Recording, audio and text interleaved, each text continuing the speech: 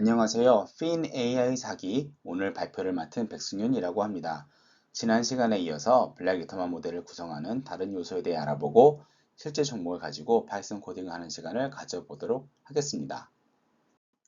블랙 리터만 모델에서 전망이란 포트폴리오를 이루는 각 자산에 대해서 투자자가 가지고 있는 수익률에 대한 의견을 뜻합니다. 전망은 절대적 전망과 상대적 전망으로 분류할 수 있습니다. 절대적 전망이란 한 자신이 낼 것으로 예상되는 절대 수익률, 예를 들어 나는 엑소모빌이 연간 5%의 수익을 낼 것으로 생각한다. 이런 종류의 전망을 말합니다. 상대적 전망은 자산들 사이의 상대적인 수익률 비교인데 예를 들어서 ASML의 연간 수익률이 에어비앤비에 비해서 3% 높을 것이다.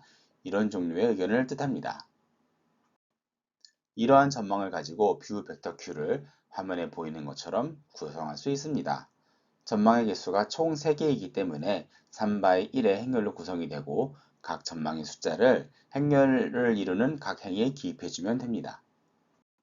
피킹 매트릭스 P는 앞에서 만든 전망을 실제 자산과 매핑해 주는 데 사용하는 행렬입니다. 전망이 3개이고 6개의 자산이 있으므로 6x3의 행렬로 구성합니다. 절대적 전망은 하나의 컬럼만이 1이 되는 형태로 구성합니다. 상대적 전망은 각 컬럼의 함이 0이 되도록 구성합니다. 만약 상대적 전망이 3개 이상의 자산을 포함할 경우 각 자산의 시가총액 차이를 반영해 주는 것이 더 좋습니다. 그렇지 않으면 자산 사이의 시가총액 차이가 많이 날 경우에 시가총액이 더 작은 자산이니 최종 포트폴리오 비중에서 더 많이 변하는 문제가 발생합니다. 이 예제에서는 록히드 마틴의 시가총액이 리벤트의 약 33배이므로 위와 같이 구성해 보았습니다. 자산시장 전체에 대한 균형 수익률을 구하는 과정에서 샘플링된 데이터를 사용하기 때문에 실제 데이터와 오차가 발생할 수밖에 없습니다. 이를 조정하기 위해서는 위험 조정 상수 타워가 필요한데 사실 이에 대해서 명확한 가이드는 현재 없다고 합니다. 일반적으로 화면에 보이는 3가지 방법 중에 하나를 골라서 사용하고 특히 교재에서는 3번 값을 활용하는 것으로 보이는데요. 본 예제에서는 타워의 값을 뒷장에 나올 불확실 확률 오메가와 결합시켜서 타워의 값을 무시하는 방향으로 나아가 보려고 합니다. 그래서 본 예제에서는 타워의 값을 그냥 1로 설정합니다. 행렬 오메가는 앞에서 정한 전망치에 대한 불확실성의 정도를 수치로 나타낸 것입니다. 이 행렬은 전망의 개수만큼의 크기를 가진 대각 행렬의 형태로 나타납니다. 즉, 이 예제에서는 전망의 개수가 3개이므로 3x3의 행렬이 되겠습니다.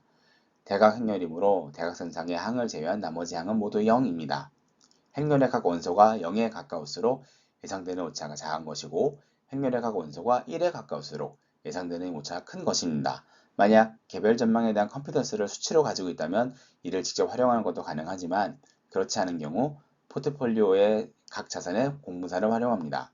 본 예제에서는 위험조정상수 타우를 각 항에 스칼라 곱을 해줌으로써 다음과 같이 전체 기대 수익률에 영향을 미치지 않도록 해주었습니다. 그러면 필요한 구성 요소를 모두 살펴보았으므로 이제 블랙 리터만 공식에 대해서 알아보겠습니다. 블랙 리터만 공식은 베이지 확률의 형태로 나타나는데요. 베이지 확률로 나타난 공식을 전개하면 화면에 나타나실 것 같습니다. 이 전개 과정은 교재에서도 매우 복잡하다고 설정되어 있고 구체적인 전개 과정은 나타나 있지 않아서 본 슬라이드에서는 다루지 않도록 하겠습니다. 앞에 슬라이드에 나타난 식을 최소 자승법을 통해 좀 더 간단하게 추정하면 위와 같이 나오고 이번에 파이썬 코딩을 할 때는 위의 식을 활용하도록 하겠습니다. 그러면 이제 실제 주식을 가지고 블랙 리터만 모델링을 파이썬을 이용해서 해보도록 하겠습니다. 참고로 화면에 나타나는 6종목은 여기에 채권 ETF만 더하면 제 포트폴리오와 실제로 일치하는 종목들입니다. 그리고 전체 코드를 구글 콜앱을 통해 공유를 걸어 놓았으니 관심이 있으시다면 한번 살펴보시는 것도 좋을 것 같습니다. 본 코드에서는 아래쪽이 핵심 부분으로 내재 기획형 수익률을 구하는 부분입니다. 맨 아랫줄에서 내재 기획형 수익률을 실제로 계산하는 것을 볼 수 있습니다. 그런데 다른 부분은 안 보시더라도 윗부분에 각 자산의 시가총액을 가져오는 부분과 종가를 가져오는 부분은 한번 꼭 살펴보시기를 바랍니다. 라이브러리 버전에 따라 계속 요약 코드가 바뀌어서 교재나 기타 다른 블로그들에 서술된 코드가 동작하지 않을 때가 많습니다. 꽤 많은 시행착오를 통해서 작성한 코드이니 한번 참고해 보시면 좋을 것 같습니다. 그리고 각 자산의 데이터를 2020년 12월 10일부터 가져왔는데요. 그 이유는 에어비앤비의 상장일이 2020년 12월 10일이기 때문입니다. 이 부분에서 저는 개인적으로 최소한 5년 정도의 데이터는 활용하는 것이 모델링에 좋다고 생각하고 특히 2020년, 21년, 22년은 워낙 증시가 극단적으로 움직인 해라서 데이터로서의 가치가 과연 있는가 의문인데 이런 부분을 어떻게 모델링에 반영할지 이 부분에 대한 고민이 필요할 것 같습니다. 나머지 부분에서 실제 블랙 리턴만 공식을 활용해 평균 수익률을 구하고 투자 비중 또한 구합니다. 코드의 실행 결과입니다. 조정된 비중에서 마이너스로 나타나는 부분은 공매도를 뜻하는 것 같습니다. 실행 결과를 살펴보면 추가 수익이 예상되는 자산은 투자 비중을 높이고 수익률이 낮을 거라고 예상되는 부분은 투자 비중을 낮추는 것을 볼 수 있습니다. 다만 본 결과에서는 무위험 수익률에 대한 반영이 빠져 있는데 무위험 수익률을 반영한 경우 전체 모델링 결과가 무위험 수익률 숫자에 따라서 비선형적으로 변하는 현상이 있어서 반영하지 않았습니다. 이 부분에 대한 연구가 추가적으로 필요합니다. 또한 투자 전망의 오차익률 오메가를 공분산 대신 내가 가진 컨피던스를 반영하여 만들 수 있는데 이 부분 역시 추가적인 스터디가 필요할 것으로 보입니다. 또한 교재에서 최적화에 대한 부분을 다루었는데요. 이 부분을 수행하지 못해서 이 부분 역시 추가적인 스터디가 필요합니다. 예, 그러면 오늘 발표는 이상입니다.